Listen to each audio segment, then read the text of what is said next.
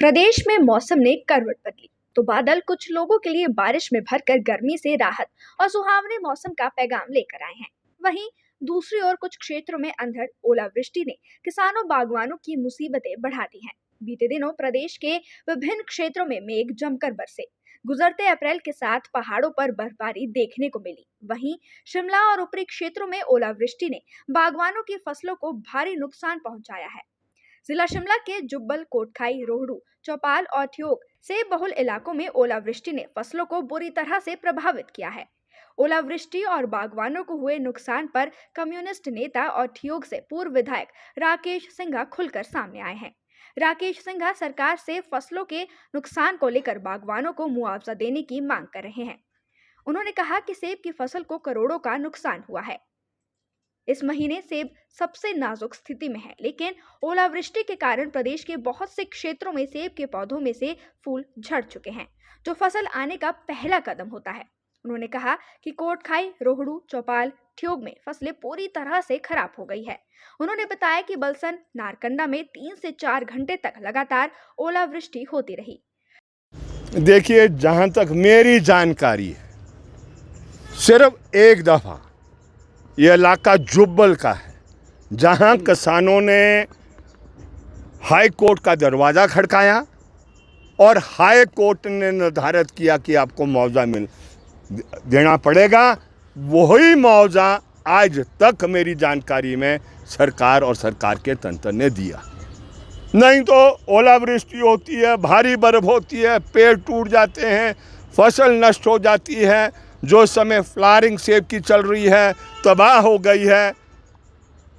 जिस मर्जी की सरकार पिछले 20 वर्ष में हमने देखी है, पहला काम कि जी हमने डिप्यूट कर दिया है रेवेन्यू विभाग के, तहसीलदार चले गए, एसडीएम चले गए। ये सारा भ्रमित करने के लिए, ये सारा भ्रमित करने के लिए है।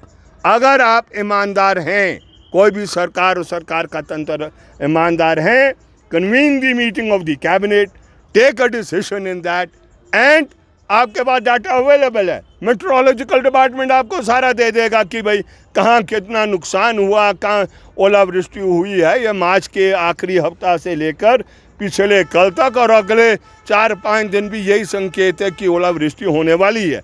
किस इलाके में होगी वो कहना कठिन है, लेकिन हिमाचल का कोई हिस्सा, ये कन्नौर में बर्फ़ पड़ गई है, लाहौल स्पीति में बर्फ़ पड़ गई है, पेड़ तबाह हो गए हैं। क्योंकि जब सैप चढ़ जाएगा पेड़ में, वो नाजुक स्थिति है, तो इसलिए बहुत भारी लॉस किसान का हुआ है। हम उम्मीद करते हैं सरकार से कि वो हस्तक्षेप कर कर तुरंत उसको राहत देने का कार्य करें। आपको क्या लगता है सर, पहले तक किसी सरकार ने नहीं दी, और ये तो आप सरकार डे 1 से एक ही राग रट रही है कि खजाना खाली है। और ये हकीकत भी है, ये सच्चाई भी है।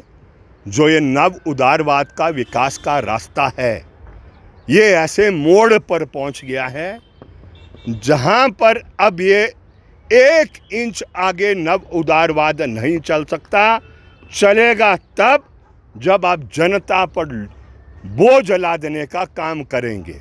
तो जनता तो पूरी निचोड़ी गई है अभी तक, अब कितना और निचोड़ोगे जनता का। इसीलिए एक बहुत कठिन परिस्थिति है। जो सरकार कहती रहती है व्यवस्था बदलना, वो व्यवस्था बदली जाएगी तब जब पूंजी के मालिक को, बड़े भूमि के मालिक को, सत्ता से, जो सत्ता के पीछे ताकत है उसको निकाल व्यवस्था को कायम करोगे तब व्यवस्था बदलेगी।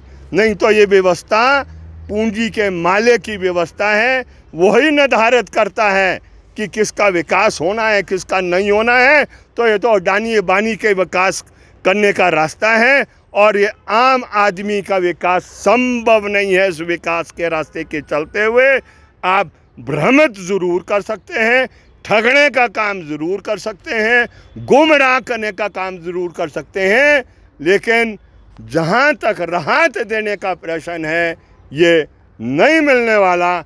मिलेगा तब अगर किसान एकत्रित होकर संघर्ष करेगा, लड़ाई करेगा, तब सरकार की दिशा को मोड़ा जा सकता है। ये है, लेकिन क्योंकि सरकार स्वेर करती है, कसम खाती है कि भाई हम तो फार्मर के लिए, किसान को है तो उसका भी इम्तिहान हो जाए।